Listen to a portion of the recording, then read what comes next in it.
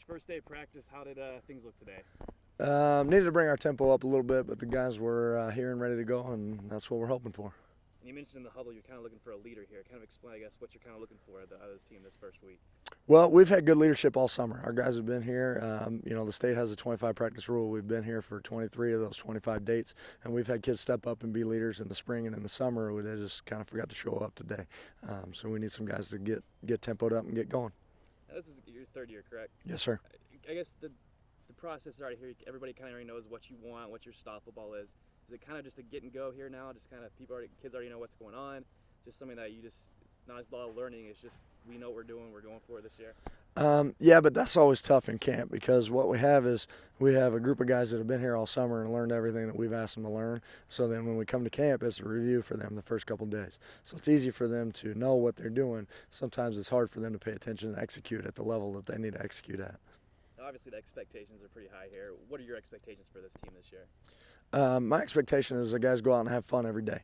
We kind of lost sight of that a little bit last year, and that's what we're going to do this year. We're going to go out and have a good time. Obviously, here the weather's kind of cooperating so far, but as far as heat relations, as for kind of a different path, what are you kind of telling your guys as far as drinking water, staying out of the sun, obviously practices? Though August gets a little hotter later on in the month. What is the kind of the process here with that? We're going all in the morning with our practices, so the guys have a break and then they come back for practice at 11:30. And a couple things that they've been saying coming out of Alabama and Georgia is we need to prehydrate, need to preach that our kids are going to bed so they have enough rest, and then we're just hydrating the heck out of them here. We got bottles in the locker room, we got bottles out here at practice, regular water breaks that are on schedule, and then just trying to make sure they're gaining enough weight to be ready and hydrated.